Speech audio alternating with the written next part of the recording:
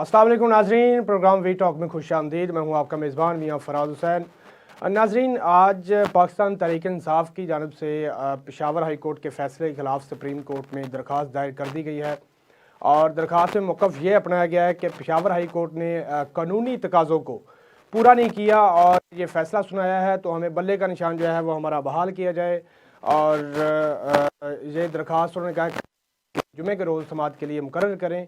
और उसी के साथ साथ लाहौर में मियाँ शहबाज शरीफ साहब ने अपने पार्टी रहनुमाओं से मुलाकात में गुफ्तगू कहा है कि जो 4 साल की तबाही है उसको ठीक करने में वक्त लगेगा और पाकिस्तान मुस्लिम लीग नून ही इन मसाइल को हल कर सकती है और गरीब आवाम को रिलीफ दे सकती है। और उसी के साथ साथ पाकिस्तान पीपल्स पार्टी ने पंजाब में डेरे जमा लिए अपने। बिलावल भुट्टो साहब ने प्रेस कॉन्फ्रेंस करते हुए कहा कि पाकिस्तान तहरीक इंसाफ और मुस्लिम लीग नून जो है ये अशराफिया की नुमाइंदा जमातें हैं और इनको पंजाब में मुख्तदर हलकों ने मुसल्लत किया हुआ है।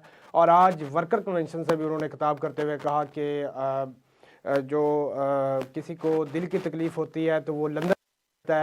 हम अब आ रहे हैं, पाकिस्तान पीपल्स पार्टी अब आ रही है और रायविन में एक दिल का अस्पताल बनाएंगे। आपको ना कराची जाने की ज़रूरत है ना लंदन जाने की ज़रूरत है, आप यहाँ से फ्री इलाज करवाएंगे। और उसी के साथ साथ पाकिस्तान मुस्लिम लीग नून और IPP के दरमियान सीट एडजस्टमेंट के हवाले से बहुत अहम पेशरफ सामने आई है और IPP ने सीट एडजस्टमेंट के हवाले से थोड़ी सी लचक दिखाई है। और इस तमाम तर सूरत हाल पर बात करने के लिए हमारे साथ मौजूद हैं सीनियर सहाफ़ी तजज़ियाकार जनाब रज़ा सैयद साहब और वारिस रज़ा साहब मौजूद हैं और उनसे जानेंगे। वारिस साहब, आपके पास आऊँगा सबसे पहले कि आज पाकिस्तान तहरीक इंसाफ ने पेशावर हाई कोर्ट के खिलाफ मुकदमा जो फैसला आया है सुप्रीम कोर्ट में उसकी दरख्वास्त दायर कर दी है, तो क्या आप समझते हैं कि पाकिस्तान तहरीक इंसाफ को अदलिया की तरफ से कोई रिलीफ मिलेगा और किस हद तक मतलब कि मुतवक्का है कि उनको रिलीफ मिल सकता है? देखिए फराज, पहले तो आपको खुशामदीद।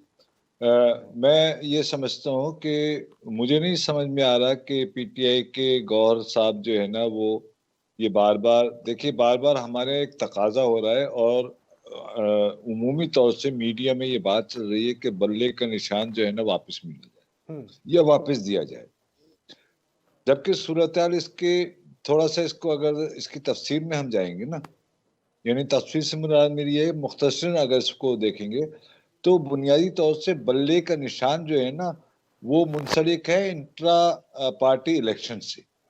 जब इंट्रा पार्टी इलेक्शन ही जो है वो गलत करार दे दिए गए हैं और इंट्रा पार्टी इलेक्शन ही जो है ना वो दुरुस्त करार नहीं दिए गए इलेक्शन कमीशन की तरफ से, तो बल्ले का निशान मिलना या लेना या इसका मुतालबा करना बिल्कुल अबस है।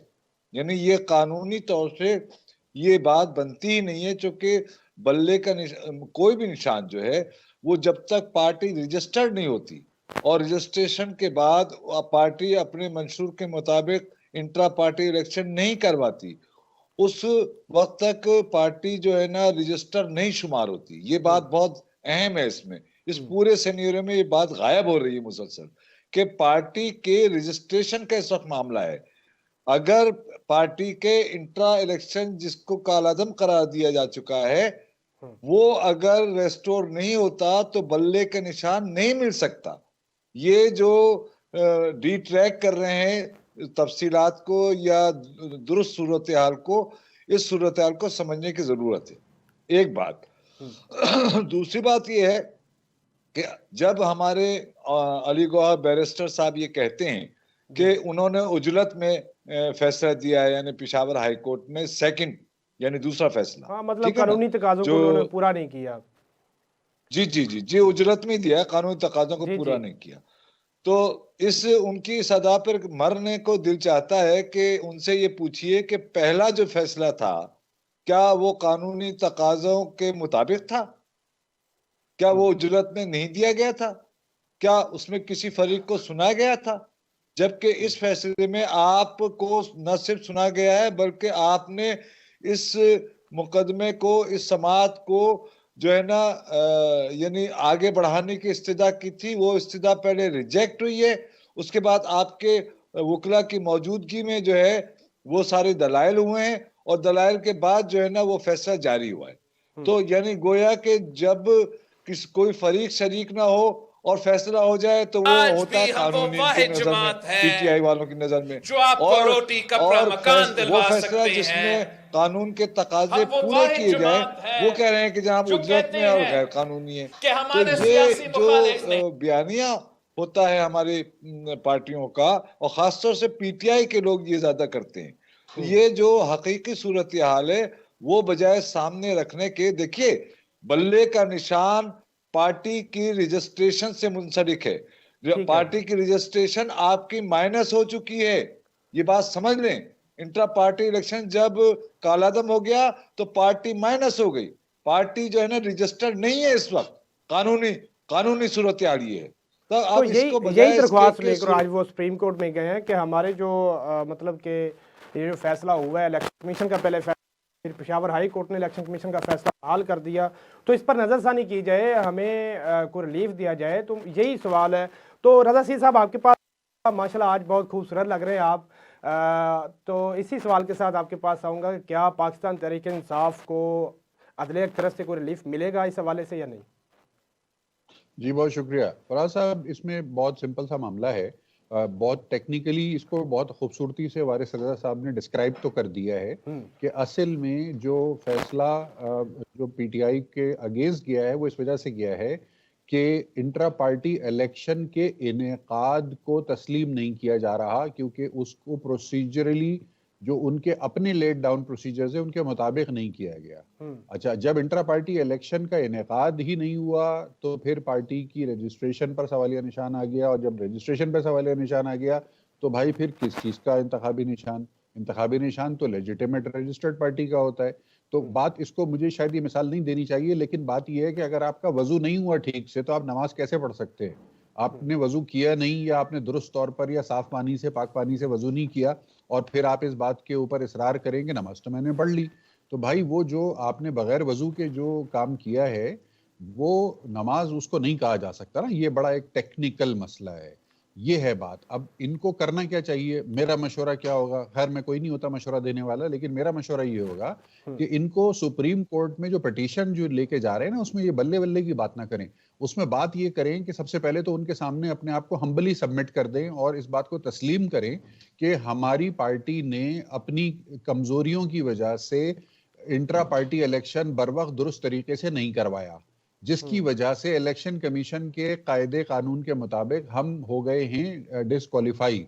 तो हमारी आपसे ये अपील और दरखास्त है कि हमें आर्जी तौर पर रिलीफ दिया जाए कि हम इलेक्शन में हिस्सा ले लें, और हम आपको कमिटमेंट देते हैं कि हम फला तारीख तक अपने ये तमाम जो हमसे पिछले माजी में हमसे दुरुस्त नहीं हुआ प्रोसेस, इसको इतने टाइम के अंदर हम एक लेजिटिमेट टाइम के अंदर दुरुस्त करके आपके पास रिकॉर्ड जमा करा देंगे, इलेक्शन कमीशन को भी सेटिस्फाई कर देंगे, और आप उबूरी तौर पर इलेक्शन कमीशन को ये हुक्म जारी करें कि वो हमें इलेक्शन में हिस्सा लेने का मौका दे दें, इसलिए कि एक बड़ी तादाद में पाकिस्तान के अवाम हमारे सपोर्टर हैं, और अगर हम इलेक्शन में हिस्सा लेने के काबिल टेक्निकल नॉकआउट हो जाएंगे तो वो हक़ रायदही इतने सारे लोगों का ज़ाया हो जाएगा। ये बनानी चाहिए इनको प्ली, और इसके ऊपर उनको जाके बात करनी चाहिए। अब मसला ये है कि आप जोर जबरदस्ती से जो चीज लेने की कोशिश कर रहे हैं वो प्यार मोहब्बत से अगर आपको मिल सकती है तो फिर जोर जबरदस्ती आपको नहीं करनी चाहिए। तो ये जो मीडिया में और हर तरफ सियासी बयानात जो है वो ये है कि बस हम ले लेंगे, हम गर्दन पकड़ के जजों से निकलवा लेंगे और हम गिरेबान पकड़ के जजों से निकलवा लेंगे, ये वाली बॉडी लैंग्वेज जो है ये इनको नुकसान दे रही है, इनको पॉलिटिकल लॉस हो रहा है। इनका वोटर जो है वो भी इनकी इस मौलाजट स्ट्रेटेजी से खुश नहीं है, वो भी कंफ्यूज है, और वो भी यानी उनको भी ये परेशानी लाक हो रही है कि हमारे जो महबूब रहनुमा हैं उनके वकला अदालतों में केस को दुरुस्त तौर पर पैरवी नहीं कर रहे, जिसकी वजह से अदालतें हमें रिलीफ नहीं दे रही। अच्छा, फिर मजे की बात यह है कि उन्होंने हर चीज का तोड़ दिया, निकाला हुआ है कि उनका जो काम नहीं होता उसके लिए पहले से उन्होंने 3-4 लोगों के नाम जबानी याद किए हुए हैं कि फलाने ने रुकवा दिया, फलाने ने रुकवा दिया, उसको हमसे दुश्मनी है, उसको हमसे दुश्मनी है, और वो मलबा डाल देते दूसरों के ऊपर अपनी नाकामी का। अरे तो भाई, अगर आपने पहले ही ये तय कर रखा है कि आपकी हर नाकामी का जिम्मा किसी और का है तो फिर ऐसे तो खेल नहीं होता भाई। जिम्मेदारी अपनी हार और जीत की खुद लेनी पड़ती है। मतलब आप कह रहे हैं कि इनको ये पिटीशन फाइल करनी चाहिए थी कि हम तस्लीम करते हैं कि हमसे जो इंट्रा पार्टी इलेक्शन है वो दुरुस्त तरीके से हम उसको फॉलो नहीं कर सके और हमें अबूरी रिलीफ दिया जाए, तो हो सकता है इसमें उनको हाँ। रिलीफ दिया भी जा सकता था। ये बात बिल्कुल, आपकी बहुत बिल्कुल। ऑथेंटिक है, मैं एग्री करूंगा। वारिस साहब, आपके पास के गौहर अली खान साहब ने आज प्रेस कॉन्फ्रेंस करते हुए फिर वही मतलब कि पुरानी बातें, लेवल प्लेइंग फील्ड हमें नहीं मिल रही, हमें लेवल प्लेइंग फील्ड मिलनी चाहिए, इसमें अदलिया को इन्वॉल्व होना चाहिए, उनको किरदार अदा करना चाहिए अपना। तो सर, क्या आप नहीं समझते कि पाकिस्तान तहरीक इंसाफ को इलेक्शन कमीशन या अदलिया को एतमाद में लेना चाहिए, क्योंकि इलेक्शन नज़दीक हैं, तो अगर एतमाद में नहीं लेंगे तो फिर इलेक्शन रिजल्ट के हवाले से फिर ज़्यादा खदशात बढ़ सकते हैं। देखिए, मेरे ख्याल में कि मैं और रजा साहब या आप जो है ना, हम कानूनी माहिर नहीं हैं, लेकिन कम से कम मैं अपनी जो है ना सहाफती तजर्बे की बुनियाद पर और जो कुछ मुझे मालूमात है वो ये है कि बैरिस्टर गौहर जो है ना वो बैरिस्टर है, वो कानून के तालिब इल्म नहीं है बल्कि एक बहुत अच्छे वकील भी है, ठीक है ना। बात यह है कि उनसे ये कोई पूछे कि अदलिया का काम ही नहीं है कि वो इलेक्शन कमीशन के मामलात में दखलंदाजी करे। अदलिया होती कौन है इलेक्शन कमीशन के मामलात में दखलंदाजी करने वाली? और ये 22 दिसंबर के हुक्म में वाज़े तौर पर सुप्रीम कोर्ट के हुक्म में लिख दिया गया है कि अदलिया का काम जो है वो इलेक्शन के कवानीन और नहीं, उसके मतलब अमल सर, मैं दरामद यहाँ पे करवा। एक और चीज़ ऐड करना चाहूँगा। अगर मतलब किसी सियासी जमात या किसी को इलेक्शन कमीशन से अगर वो समझता है कि हमें इंसाफ नहीं मिल रहा, तो फिर वो अदलिया के पास नहीं जाएगा, तो फिर किसके पास जाएगा? जी, वो तो कल गए थे ना, वो जो कल गए थे आपके खोसो साहब, वो इसी वजह से गए थे। यही सुप्रीम कोर्ट ने उनसे यही कहा है कि भाई बात यह है कि आप बताएं ना कि आपको फील्ड कैसे नहीं मिल रही, आप बताएं, और कितने आपके लोग जो है ना वो रेस्टोर हुए हैं, या कितने लोगों के कितनी तादाद में आपके फॉर्म जमा हुए हैं और कितनी तादाद में रिजेक्ट हुए। तो उन्होंने कहा जनाब सोशल मीडिया से जो है ना हमने ये जो ना फिगर ली है। तो उन्होंने कहा आपने सोशल मीडिया से फिगर ली है? कि नहीं जी, हमने सोशल मीडिया से फिगर लिए और मेरे पास जो है ना वो फिगर नहीं है कि कितने अफराद के फॉर्म रिजेक्ट हुए या कितने अफराद हमारे जो है ना अभी तक रेस में। तो बात यह है कि अदलिया ने तो कल ही ये कहा है कि आप ने पंजाब के हवाले से जो बात की है। अच्छा, मजेदार बात यह है कि कल के पूरे केस में जिसका आप मुझसे जानना चाह रहे हैं ना, वो यही केस है कि कल के केस में पंजाब इलेक्शन कमिश्नर की उन्होंने शिकायत की है और कहा है कि पंजाब इलेक्शन कमीशन जो है ना अपने 24 दिसंबर के हुक्मनामे के मुताबिक अमल दरामद नहीं करवा रहा और चीफ सेक्रेटरी और आईजी उस पर अमल नहीं कर रहे। तो उस पर उन्होंने कहा कि जनाब सुन लीजिए बहुत तफसील अच्छी बात है ये जी जनाब, इसके 24 दिसंबर के बाद 26 का आप लेटर पढ़िए। तो उन्होंने कहा साहब, उन्होंने कहा मैं कह रहा हूं आप 26 का लेटर निकालिए। 26 का लेटर का है? कहना वो 26 का तो लेटर मेरे पास नहीं है। तो कहने हैं कि आपको कानून नहीं पता कि जब अगर 24 को लेटर जारी होता है और 26 को जारी होता है तो 24 के लेटर की अहमियत खत्म हो जाती है। तो जहां ये जो अभी रजा साहब कह रहे थे कि बात ये है कि वकुला जो है पीटीआई के, वो मुझे नहीं समझ में आ रहा कि इतने कमजोर हैं या माजरत के साथ नाअहल है ठीक या है जी, ठीक है, जानबूझकर आपका ये पॉइंट काम आ कर गया रहे है। हैं, मेरी समझ सफीना में। खान साहिबा भी हमें ज्वाइन कर चुकी हैं और सबसे पहले खुश आमदीद कहूँगा। सफीना साहब, आपके पास आऊँगा कि आज पाकिस्तान तहरीक इंसाफ ने सुप्रीम कोर्ट में दरख्वास्त दायर कर दी है पेशावर हाई कोर्ट के फैसले के खिलाफ। तो अगर वहाँ से भी रिलीफ नहीं मिलता, अगर बल्ले का निशान नहीं मिलता, तो पाकिस्तान तहरीक इंसाफ के पास सियासी और कानूनी ऑप्शंस क्या रह जाएंगे जिस पर वो गौर करेंगे फिर?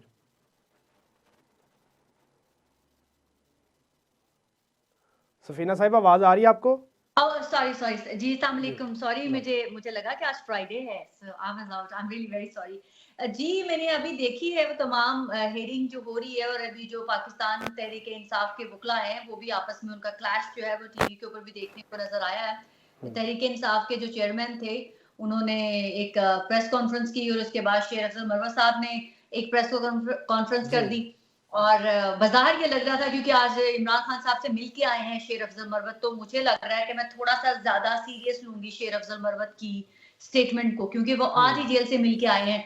तो कहीं ऐसा तो नहीं है कि उनको पैगाम दिया गया हो कि आप जाके बाइकआउट कर दें चीफ जस्टिस का। तो ये काफी ऑकवर्ड सिचुएशन हो गई, क्योंकि दो पार्टी के जो चेयरमैन हैं गौहर साहब वो और उनका जो पार्टी के एक और ओहदेदार है शेर अफजल मरवत, उनका कोऑर्डिनेशन आपस में शायद उतना नहीं था कि एक ही प्लेटफॉर्म के ऊपर एक जो है वो कुछ और बात कर रहे हैं और जो शेर अफजल मरवत है वो कुछ और बात कर रहे थे। गौर साहब ने तो कहा जी हमें तो पूरा एतमाद है चीफ जस्टिस साहब पर।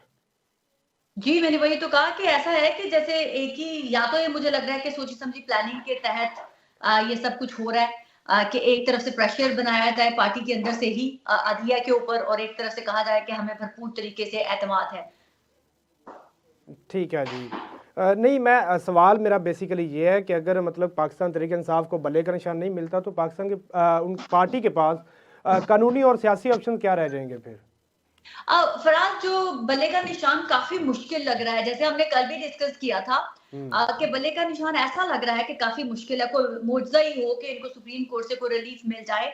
अच्छा है, वैसे रिलीफ मिलना भी चाहिए, अगर नहीं भी मिलता तो इनको जैसे गौहर साहब ने भी आज कहा कि हमें तो पार्टी की तरफ से हदायत है कि हमने इलेक्शन में पार्टिसिपेट करना है, चाहे बल्ले का निशान मिले या ना मिले। हमें मुश्किल होगी कि लोगों को गाइड करने में कि आपके हल्के में कौन सा शख्स खड़ा है, किस निशान के साथ खड़ा है। तो कहते हैं लेकिन हमने बायकॉट नहीं करना है, हमने मैदान खुला नहीं छोड़ना है, हमने तब भी इलेक्शन में पार्टिसिपेट करना है। इस चीज में तो वो काफी क्लियर है कि उन्होंने इलेक्शन फिर भी लड़ना है।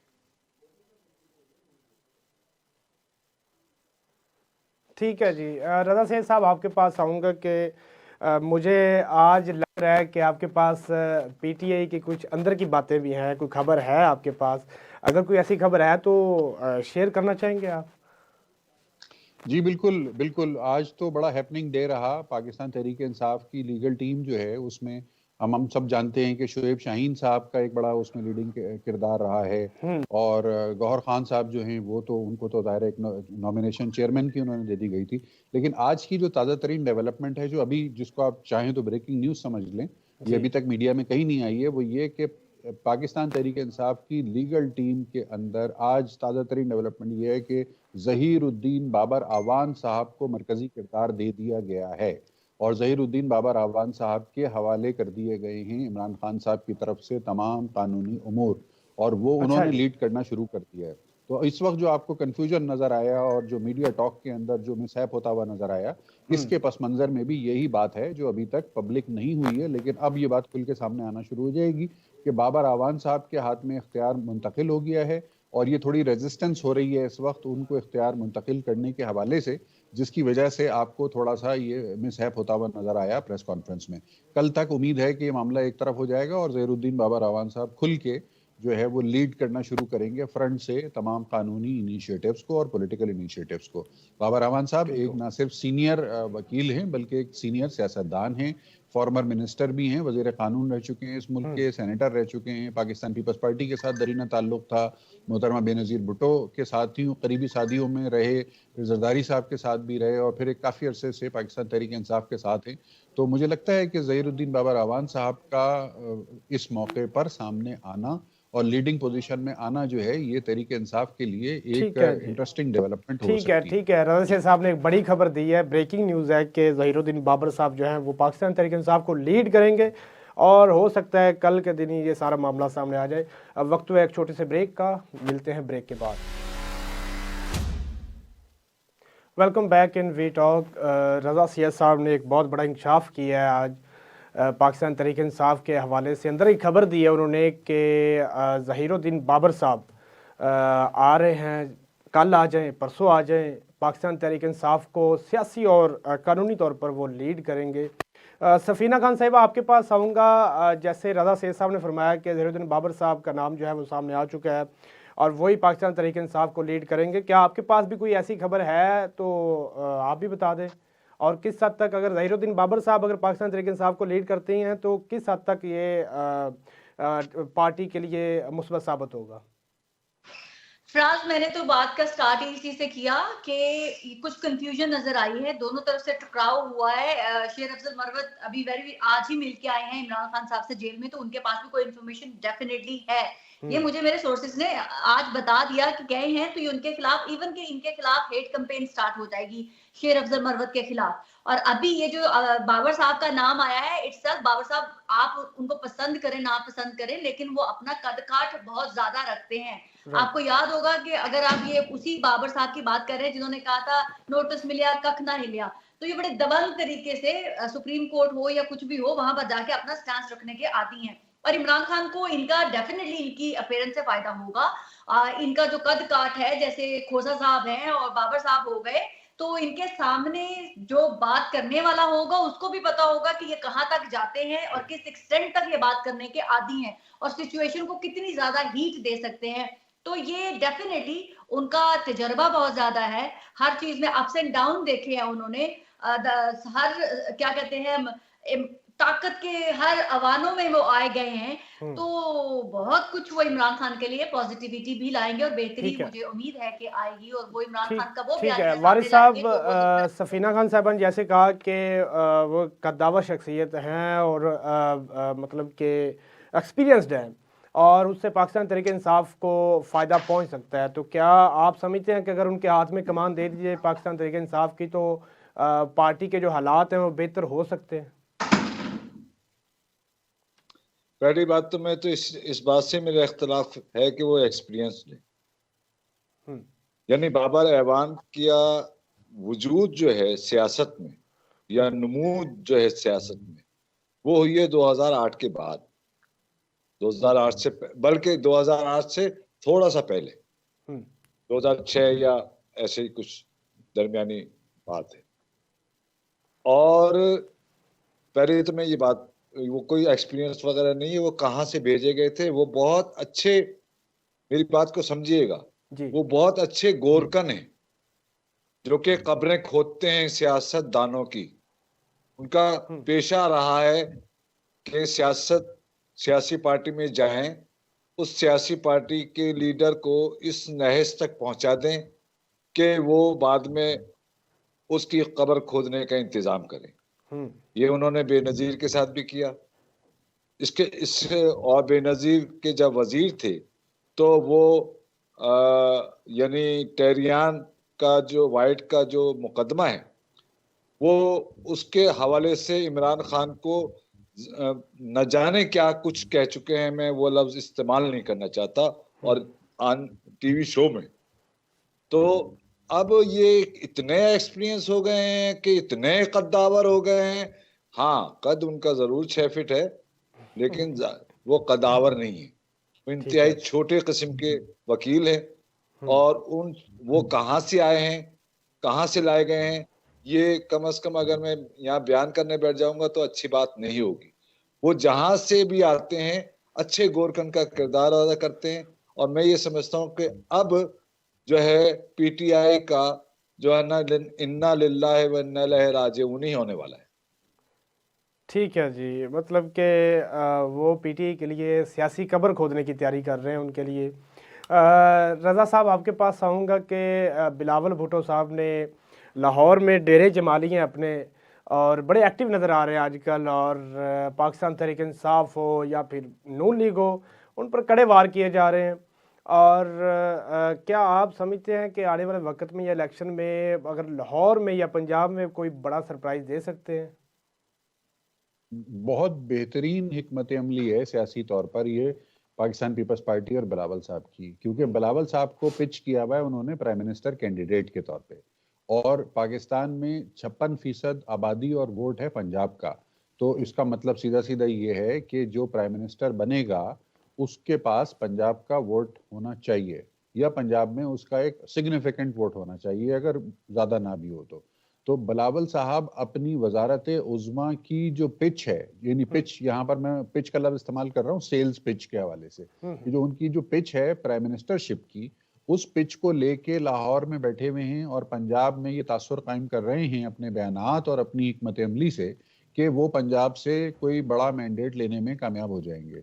ये एक कामयाब हिकमत अमली इसलिए है कि इन रियलिटी जो सूरत हाल है, जो हम सब यानी तज्जियाकार सारे जानते हैं कि एक्चुअली उनका पॉलिटिकल बेस जो है वो तो सिंध है, और सिंध के बाहर पाकिस्तान पीपल्स पार्टी के पास पिछले इलेक्शन में भी कोई खातिर खा उनके पास अचीवमेंट नहीं थी, और इस इलेक्शन में भी बज़ाहिर कोई ऐसी पोजीशन है नहीं कि 2-4 सीटों के अलावा पाकिस्तान में सिंध के अलावा कहीं से वो सीट ले सकें। लेकिन उन्होंने जो तासुर कायम किया हुआ है कि वो लाहौर में बैठ के और पंजाब को कैप्चर करने की बात कर रहे हैं और अपने आप को अगले वजीर आजम के तौर पर पिच करवा रहे हैं, ये बड़ी एक जिसे कहना चाहिए कि एक बड़ी इंटेलिजेंट पॉलिटिकल मूव है। और इस इंटेलिजेंट पॉलिटिकल मूव के नतीजे में ये बिल्कुल मैं मानने को तैयार हूं कि अगर उनको पंजाब में से 3 सीटें मिलने का इम्कान था ओरिजिनली, तो इस किस्म की मूव चला के वो 3 की बजाय 5-6 सीटें ले सकते हैं। इस बात को मैं बिल्कुल कहने के लिए तैयार हूं कि 2 से 3 सीटों का पोटेंशियल अगर था उनका, तो वो 5 से 6 में कन्वर्ट जरूर हो जाएगा। लेकिन इससे ज्यादा सीटें बहरहाल पंजाब से पीपल्स पार्टी के लिए निकालना मारूजी हालात में बज़ाहिर मुमकिन नजर नहीं आता है। ठीक है। सफीना खान साहिबा, रज़ा साहब ने कहा कि अगले वज़ीर-ए-आज़म के तौर पर एक जो पिच बना के बैठे हुए हैं बिलावल भुट्टो साहब, और उन्होंने ये भी कहा कि पहले ये ज़ाहिर हो रहा था कि 2 से 3 सीटें निकालेंगे, लेकिन जो एक्टिविटी अभी हो रही है, जैसे एक्टिव नज़र आ रहे हैं पंजाब में, 5 से 6 सीटें निकाल पाएंगे। तो क्या आप समझती हैं कि कोई एक बड़ा सरप्राइज भी दे पाएगी पाकिस्तान पीपल्स पार्टी पंजाब में, या फिर रज़ा साहब की बात से एग्री करेंगे आप? रही हूँ कि मुझे पीपल्स पार्टी की इस पूरे सिनेरियो में पाकिस्तान के सबसे अच्छी स्ट्रैटेजी लग रही है। उन्होंने अपना मोमेंटम नहीं छोड़ा। वो फ्रॉम वन डे कोई भी अप्स एंड डाउन हो रहे हैं, इलेक्शन हो रहे हैं, नहीं हो रहे हैं, वो उन्होंने अपनी सीधी डगर बनाई हुई और वो उस पर चलते जा रहे हैं। वो बहुत फोकस्ड हैं। तो अभी सिर्फ जरदारी साहब और बिलावल ही लाहौर में मौजूद नहीं है। पाकिस्तान के बहुत बड़े बड़े जो है ना भारी भरकम शख्सियात इस वक्त जो है वो लाहौर में मौजूद है, और लाहौर जो है इस वक्त बहुत हीटअप हुआ है। आप उसमें किसी भी किस्म की शख्सियात को शामिल कर सकते हैं। बिलावल का पाकिस्तान में लाहौर में जाके बैठना, स्पेशली सबसे पहला जो है बकायदा तौर पे जलसे का जो इफ्तिताह है वो करना जाती उमरा से, और वहां पर अच्छे खासे लोग इकट्ठे कर लेना। शायद उतने आजकल मुस्लिम लीग नून के लोगों के पास जलसे में लोग नहीं होते जितने जाती उमरा में बिलावल ने इकट्ठे कर लिया, और फिर वहां खड़े होकर डायरेक्टली नवाज शरीफ पर वार करना कि इनके जब थोड़ा सा भी दिल की बीमारी होती है तो ये लंदन चले जाते हैं, हमारे कराची आते हैं, हम आपको सिंध में देते कि कहाँ से हॉस्पिटल कैसे इलाज होता है। उन्होंने कहा कि हम यहाँ पर अब आपको मुफ्त हॉस्पिटल एक ऐसा बना के देंगे जाती उमरा में जहां पर लोगों का मुफ्त इलाज हो सके। तो उन्होंने तो बड़ी दमदार किस्म की एंट्री की है, और मेरे सोर्सेज के मुताबिक सिर्फ 5 सीटें नहीं, 15 से 20 सीटें टारगेट है जरदारी साहब का मिनिमम। उससे ऊपर हो जाए तो वो पता नहीं, पर ये उनका टारगेट है। उसके लिए उनको लोगों को जबरदस्ती बिठाना पड़े, पैसा यूज करके या वैसे मैनिपुलेट करके उन्होंने करना है, और उन्होंने पंजाब में बैठना है और अपने बेटे को मजबूत करना है। पीपल्स पार्टी को ही नहीं, अपने बेटे की भी धाक बिठानी है उन्होंने पंजाब के अंदर। वापस उन्होंने ये किला फतह करना है, क्योंकि इस वक्त इस किले के ऊपर किसी का राज नहीं है।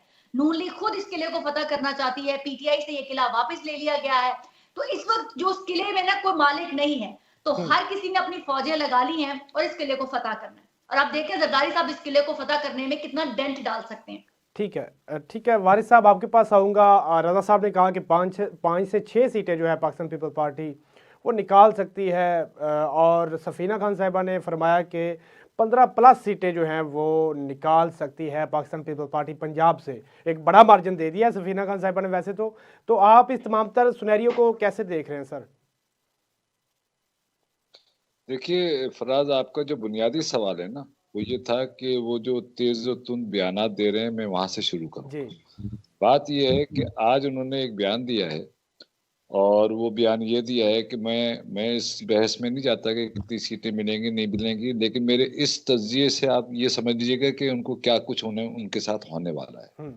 उन्होंने ये बयान दिया है कि पीटीआई यानी इमरान खान और नवाज शरीफ जो है वो आमिरों की पैदावार हैं, और आमिरों की पैदावार होने के नाते वो जमहूरियत पसंद नहीं हो सकती। उन्होंने ये एक स्टेटमेंट दिया है, बल्कि तकरीर की है। ठीक है, अब आ जाइए इस बात पर कि क्या पीपुल्स पार्टी आमिर की पैदावार नहीं है। पहले तो मुझे बिलावल साहब ये जवाब देते, क्या उनके नाना साहब वजीर खारजा नहीं रहे, वजीर सनत नहीं रहे? क्या उनके 1956 का जब आइन बन रहा था तो उस वक्त उनके वालिद साहब उस कमेटी में शामिल नहीं थे जिसमें आइन बनाया जा रहा था डिक्टेटर का।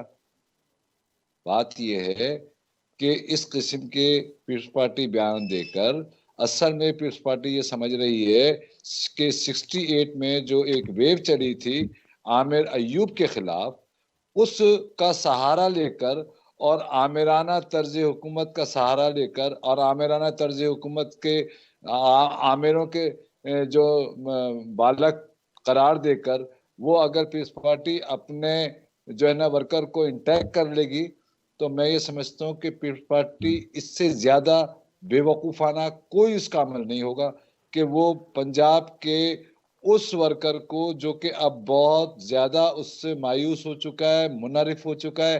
क्या कुछ नहीं किया पीपल्स पार्टी ने मुख्तार राणे के साथ, क्या कुछ नहीं किया पीपल्स पार्टी ने हनीफ रामे के साथ, क्या कुछ नहीं किया पीपल्स पार्टी ने जे रहीम के साथ, क्या कुछ नहीं किया पीपल्स पार्टी ने मुबशर हसन के साथ, क्या कुछ नहीं किया पीपल्स पार्टी ने महमूद अली कसूरी के साथ। तो पंजाब के वो वर्कर जो कि बुनियादी तौर से तब्दीली के ख्वाह थे, यानी भुट्टो की और शेख रशीद अहमद के साथ, वो अफराद जो कि ख्वाह थे तब्दीली लाने के ज़िम्मन में भुट्टो का साथ दिया था, आमिराना कुव्वतों से छुटकारे के लिए भुट्टो का साथ दिया था। भुट्टो तो खुद डिक्टेटर हो गया, उससे बड़ा तो डिक्टेटर पूरे दौर में नहीं रहा, यानी जमहूरी दौर की मैं बात कर रहा हूँ। ये जितने मैंने नाम लिए इनको बंदी खाने में डाला गया है, घाटों का पानी पिलाया गया है, तो वो किस मुंह से ये बात कर रहे हैं? ठीक और है क्या जी, लोग आपका जानते पॉइंट आ नहीं गया। है जुल्फ़िकार अली भुट्टो क्या थे? ठीक है वारिस साहब। रजा साहब, आपके पास आऊँगा कि आईपीपी और पाकिस्तान मुस्लिम लीग नून के दरमियान जो सीट एडजस्टमेंट के हवाले से बड़ी अहम पेशरफ सामने आई है। आईपीपी ने थोड़ी सी लचक दिखाई है। पहले उनका मुतालबा था कि हमें कौमी असम्बली की जो 20 नशिस्तें दी जाएँ और नून लीग 4 से 5 पर एग्री थी, लेकिन अब आईपीपी ने कहा है कि जी हम पंजाब के हर डिवीज़न से एक कौमी असम्बली की जो नशिस्त है वो लेंगे, मतलब कि 8 कौमी असम्बली की नशिस्तों पर वो एग्री हुई है। और तो क्या आप समझते हैं कि अब नून लीग को भी थोड़ी सी लचक दिखानी चाहिए और अपना सियासी इत्तेहाद जो है वो कायम करना चाहिए आईपीपी के साथ? देखें, आईपीपी की जो पॉलिटिकल पोजीशनिंग है ना, उसको समझने की ज़रूरत है। आईपीपी कोई बाज़ाब्ता बाकायदा सियासी जमात नहीं है, ना ही इनके पास कोई वर्कर का बेस है। आईपीपी इलेक्टेबल्स का एक कलेक्शन है, एक अंजुमन है जो कि पंजाब के, साउथ पंजाब के चंद इलेक्टेबल्स ने मिलकर अपने मुश्तरका मफादात के तहफ़्फ़ुज़ की खातिर बनाया है मारूजी हालात में। इनमें से ज़्यादातर लोग वो हैं जो कि तहरीक इंसाफ से अलहदा हुए और अपनी अपनी इलेक्टेबल जो पोजीशन है उसको रिटेन और मेंटेन करने के लिए इन्होंने आईपीपी के प्लेटफॉर्म को ज्वाइन कर लिया, जो कि तरीन साहब और क्या नाम है, अलीम खान साहब, इनकी ज़ेरे क़यादत जो है वो मुतहर्रिक है। अब बात यह है कि जितने इलेक्टेबल इनके पास हैं, हर इलेक्टेबल की ये ख्वाहिश है कि वो कौमी असम्बली या सूबाई असम्बली के अंदर मुंतखब हो जाए। तो अब जो इनिशियली उन्होंने 20 सीटों की बात की थी, 20 कौमी असम्बली की, और ज़ाहिर है उसके नीचे हर कौमी असम्बली की सीट के नीचे तकरीबन 2 सूबाई असम्बली की सीटें होती हैं, तो 20 के नीचे तकरीबन 40 सूबाई सीटें बनती हैं। तो इसका मतलब ये था कि ये कोई 60 के करीब इलेक्टेबल्स का बंदोबस्त था। अब वो निगोशिएशन हो रहा है। ज़ाहिर है नून लीग बड़ी पार्टी है और नून लीग जो है ये आईपीपी मांगने वाली पोजीशन में और नून लीग देने वाली पोजीशन में है। तो नून लीग जिस जगह पे जिस तरीके से उनकी इलेक्टेबिलिटी को चैलेंज कर रही है या उसकी प्लॉजिबिलिटी को डिस्कस कर रही है, इस तरह से वो पोजीशन थोड़ी सी रिट्रीट हो रही है।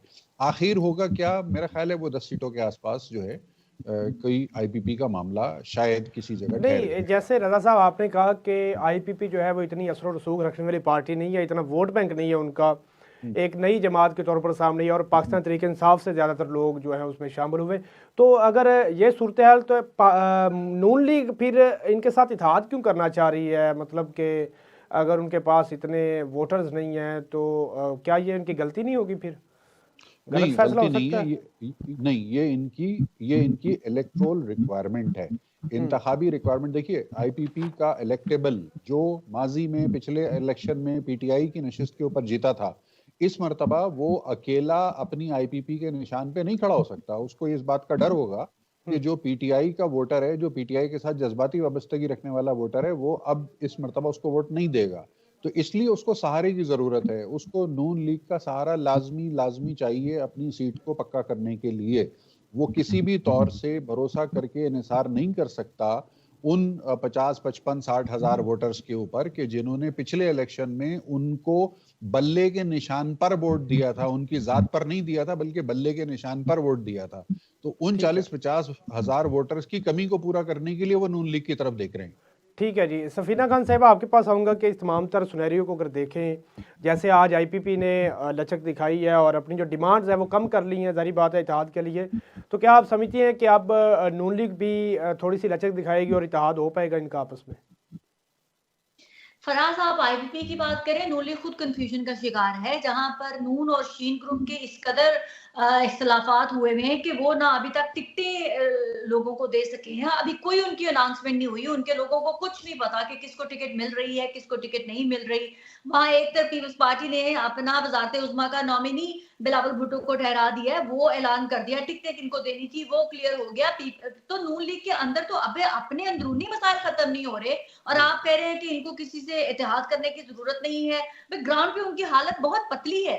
बाजार पीटीआई जो है उसको स्क्वीज कर दिया गया है, उसका निशान छीन लिया गया है, उसके कोई नामवर उम्मीदवार नहीं खड़े हैं मैदान में। इसके बावजूद जो वोटर और सपोर्टर है इमरान खान का वो इंटैक्ट है और वो नहीं टूट रहा है। और उसके लिए अभी जो पीएमएलएन वाले हैं उनके अंदर अपना एक इंतशार है। आपको पता है कि ये जो 3 रुकनी कमेटी बनाई गई थी जिसमें मरियम नवाज और एहसास डार साहब और शहबाज शरीफ साहब लीड कर रहे थे, मेरे सोर्सेज ने कंफर्म किया कि शहबाज शरीफ साहब को वहां कॉर्नर किया गया, उनकी कोई बात नहीं सुनी जा रही थी। जो 2 स्वीपिंग स्टेटमेंट दे रही थी मरियम नवाज शरीफ साहब और एहसास डार साहब जो है वो फैसला करने में, इसी वजह से यहाँ पर इतने ज्यादा वहां पर जो है हालात जो है घूम घूम का शिकार है। पीएमएलएन खुद इंतशार का इंटरनली जो है वो शिकार है। तो वो क्या ऐसी सिचुएशन में मुल्क को लीड करेगी और वो क्या ऐसी सिचुएशन में दूसरों के साथ इत्तेहाद करेगी? उनका तो अपना अंदरूनी इत्तेहाद कमजोर हुआ पड़ा है। तो इस्तेहकाम पार्टी को ये पीएमएलएन की मोहताजी नहीं चलनी है। जिन्होंने जितवाना है वो जितवा देंगे। अगर उन्होंने इस्तेहकाम पार्टी के लोगों को नहीं जितवाना तो लाख नून लीग के साथ वो कर ले इल्हाक, नहीं जीत पाएंगे। तो इसीलिए नून लीग के से ज्यादा इत्तेमाद उनको कहीं और तरफ से चाहिए होगा। अगर वहां से इत्तेमाद मिल गया तो आप क्या कह रहे हैं 8 सीटें, पता नहीं वो 40 सीटें ना जीत जाएं, जितने उनके कैंडिडेट है। मैं वैसे ही मजाक में कह रही हूँ 40 सीटें। तो वो कहने का मकसद ये है कि ये नून लीग इस वक्त किसी भी ऐसी पोजीशन में नहीं है वो किसी को कुछ दे सके, वो लेने की पोजीशन में है। इसीलिए वो थोड़ा थोड़ा वो क्या कहते हैं ना, कंकर जमा कर रही है, शायद पहाड़ बनाने की कोशिश कर रही है नून लीग। लेकिन उसको ये जहन में रखना चाहिए कि ये जो कंकर इकट्ठी कर रही है, कल को किसी ने एक कंकर निकाला तो वो पहाड़ रेजा रेजा हो जाएगा। पहाड़ इटसेल्फ एक बड़ा पत्थर ही बनाता है, कंकरियां जोड़ के पहाड़ नहीं बनाए जा सकते। बट लेट्स सी पीएमएलएन आगे कहां पर कैसे दिखाती है लोगों को। ठीक है जी। वारिस रज़ा साहब, आपके पास आऊँगा कि जैसे सफीना साहबा ने कहा कि पीएमएलएन के अंदरूनी जो इत्तेहाद है वो भी अभी तक बहुत कमज़ोर है। इसकी मिसाल तो मैं आपको दे सकता हूँ। आज खबर ये आ रही है कि अय्याज सादिक साहब और नसीर भुट्टा साहब, वहीद आलम खान और राना मशहूद साहब को जो टिकट नहीं मिलेगा, ये फैसला कर लिया गया है पार्टी की तरफ से भी। और गुज़श्ता चंद दिनों से ये मामला चल रहा था रुहेल असगर साहब और अय्याज सादिक के दरमियान कि टिकट किसको मिलेगा, लेकिन रुहेल असगर साहब ने अपनी पोजीशन नहीं छोड़ी और अय्याज सादिक साहब को टिकट नहीं मिलेगा। और तो क्या मतलब कि इन सब मामलात को कैसे फेस करेगी पाकिस्तान मुस्लिम लीग नून? आईपीपी के साथ इत्तेहाद किस तरह देख रहे हैं आप? देखिए, पहली बात तो मैं आपको ये जवाब दे दूं कि रोहेल असगर का और अयाज सादिक का जो मामला चल रहा था वो एमिकबली जो है ना वो आपस में तय हो चुका है, ठीक है। और इसको प्रोपेगेट जो करने की कोशिश की गई थी पीटीआई की तरफ से, तो वो बेचारे ज़ाहिर नाकाम हो चुके हैं। तो नाकाम आदमी जो है ना वो जो है वो खरोंचे ही लगाता है, इसके अलावा कुछ नहीं करता। तो लिहाजा वो उनकी बड़ी कोशिश थी कि किसी तरीके से इंतशार और ये वो दिखाकर, पार्टी के इख्तलाफात दिखाकर जो है ना मुस्लिम लीग नून में ये उनके कारकुनान में ये डाला जाए या वोटर्स में कि इनके तो आपस में ही इत्तेहाद नहीं है। तो मैं ये समझता हूँ कि उन्होंने आपस में बैठकर और ये सारे मामला तय कर लिए और कोई इतना बड़ी मसला नहीं है। आज ही हुए ये सारे मामला जो जिन जिन के आपने नाम लिए हैं। ठीक है। अब आ जाइए आईपीपी के और मुस्लिम लीग नून के इत्तेहाद की तरफ या इंतखाबी इत्तेहाद की तरफ। ठीक है, बात यह है कि देखिए पॉलिटिकल एंटिटी के तौर पर उन्होंने अपने आप को रजिस्टर कराया है, जिसका नाम आईपीपी इस्तेकाम पाकिस्तान जो पार्टी है। तो अब जब उन्होंने रजिस्टर कराया पार्टी की हैसियत से, तो यकीनन बकौल रजा साहब के बिल्कुल दुरुस्त बात कह रहे हैं कि वो सारे इलेक्टेबल्स हैं, और इलेक्टेबल्स जो है ना वो अपनी सियासत को बजाय इसके कि किसी पार्टी में जाके करें या पार्टी से मांगे, तो उन्होंने ये सोचा कि हम अपनी एक अलग पार्टी बना लेते हैं। अब अलग पार्टी बनाने के साथ साथ उनके पास एक जो मजबूरी है वो ये है कि उनके पास वर्कर उस तादाद में नहीं है, या ये कि चूंकि अभी नई बनी है तो शायद कि वो नहीं यानी अपना वर्किंग कर सके। मैं उसको इनका इतना मार्जिन दिया जाना चाहिए, तो शायद कि वो इस वजह से वो यकीनी समझते हैं कि नून लीग जो है वो एक बहुत बड़ी जमात है, और इस वक्त जो है ना पंजाब में उससे बड़ी कोई जमात नहीं है। पीटीआई वाले दावे करते हैं, ठीक है, उनका दावा सुना जा सकता है, उनका दावा जो है ना नहीं, आप नहीं समझते कि देखा इस जा वक्त पाकिस्तान तहरीक इंसाफ का पाकिस्तान में वोट बैंक है, 70% वोट बैंक है, जैसे गौहर अली खान साहब फरमा रहे थे आज। पॉपुलर जमात तो है ना पाकिस्तान तहरीक इंसाफ। गौहर अली खान साहब तो 90% भी कह सकते हैं, मैं क्या कर दूंगा। नहीं, बात आप ये क्या है कि समझते जो हैं कि ग्राउंड पाकिस्तान तहरीक इंसाफ पॉपुलर जमात नहीं है पाकिस्तान में? मैं ये समझता हूँ कि पीटीआई का पाकिस्तान में कुल वोट बैंक जो अगर है मेरे नुक्ते नजर से वो 30% से ज्यादा का नहीं। ठीक है जी, टाइम इज़ शॉर्ट, प्रोग्राम का जो टाइम है वो भी ख़त्म हो रहा है। आपने सुना कि पाकिस्तान मुस्लिम लीग नून और आईपीपी के दरमियान इत्तेहाद की जो बातें चल रही हैं, जो पेशरफ सामने आई है, हो सकता है आइंदा चंद दिनों में इनका इत्तेहाद हो जाए, और देखेंगे किस हद तक कौन कुर्बानी देता है। क्या आईपीपी को मज़ीद कुर्बानी देनी पड़ेगी या मुस्लिम लीग नून लचक दिखाएगी। प्रोग्राम का वक्त ख़त्म हो चुका है, इसी के साथ इजाज़त दीजिए अपने मेज़बान को। अल्लाह हाफिज़।